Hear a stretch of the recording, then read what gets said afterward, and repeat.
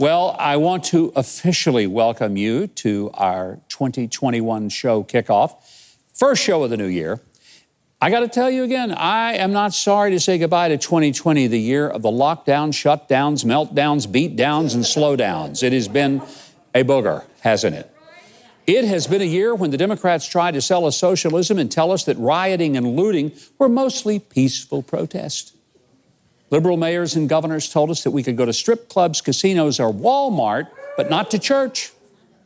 They closed down restaurants and hair salons for people like you and me, but then they dined out without a mask, got their hair styled, and even took vacations to Hawaii and Mexico while telling you not to even go for a walk on your own block.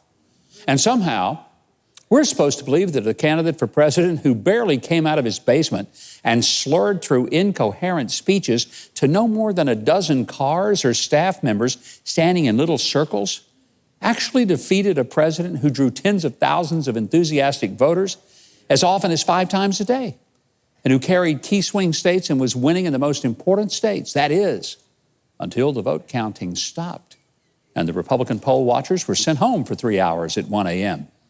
And when counting resumed at 4 a.m., lo and behold, enough ballots were found that gave Joe Biden more votes than Barack Obama, who had an almost cult-like following. And all the while, the media claimed it looked normal to them.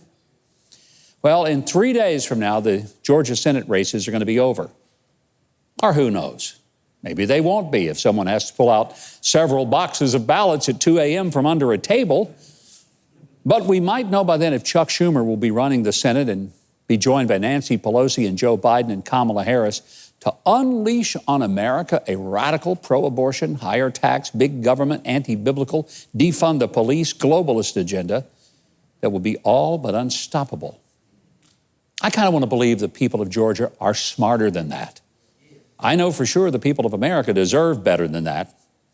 And due to the vaccine for COVID that came in record time, thanks to President Trump's lighting a fire under the research arms of pharmaceutical companies, yes, we should be able to resume some sense of normal behavior in the coming months.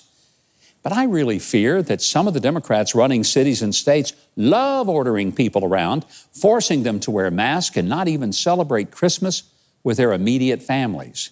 But there's good news. Right here on The Huckabee Show, we are going to keep presenting honest, fact-based, and courageous points of view.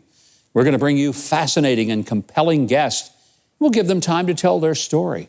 We'll introduce you to some of America's greatest talent in music and magic and acrobatics.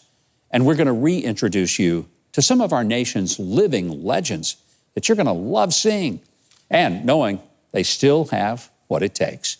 So settle in with us for 2021 and a year's worth of great television that we will proudly and joyfully present to you each week. But remember, our nation doesn't ultimately rise or fall because of a human being elected to a public office. We rise or fall depending on whether we land on our knees and get in touch with the highest official of all, the Lord God.